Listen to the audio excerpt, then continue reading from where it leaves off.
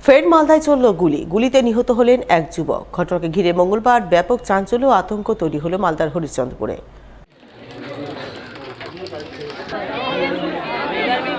বাড়িতে খুন হলো সাদ্দাম হোসেন। জানা গেছে গুলিবিদ্ধ যুবকের নাম সাদ্দাম হোসেন, বয়স 30 বছর। তিনি বিবাহিত, বাড়ি হরিশ্চন্দ্রপুর থানার রঙ্গাইপুর এলাকায়।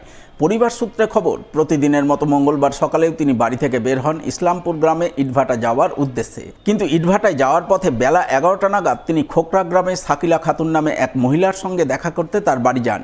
জানা গেছে সাকিলা খাতুন নামে ওই মহিলার বাড়িতে ইদানিং সাদ্দামের অবাধ যাতায়াত ছিল। সেই মতো এদিনও তিনি সেই মহিলার বাড়ি যান, কিন্তু বাড়ি যাওয়ার কিছুক্ষণ পরেই সেই বাড়িতে গুলি চলে।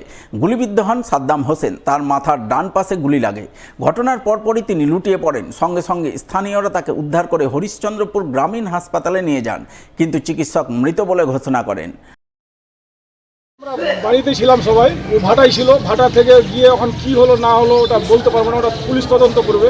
কেন কে গুলি মারলো বা মাথায় কে গুলি মারলো ওটা পুলিশ তদন্ত করবে। আমরা বাড়ি থেকে শুনতে পেলাম, আমাদেরকে ফোন করেছিল কি কে ওকে গুলি মেরেছে।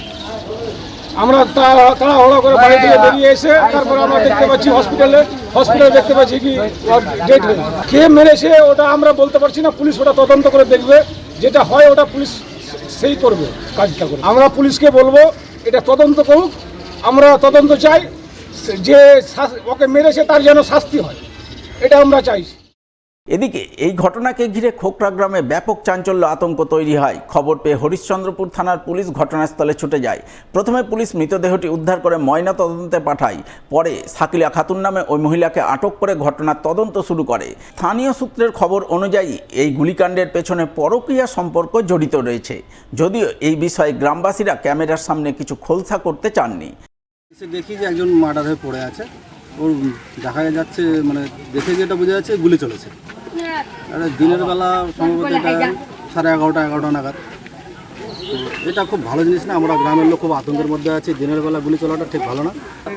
তারপর গ্রামের লোকেই এখান থেকে বের করে একটা গাড়ি ফোন করে আনা হয়, সেই গাড়িতে করে হাসপাতালে পাঠানো হয়েছে। এখানে আসতো ওই সাকেলা বলে একজন মেয়ে আছে, ওর বাবার নাম ইমামউদ্দিন, ওর বাড়িতেই আসতো, যেটা ঘটনাটা যে বাড়িতে ঘটেছে।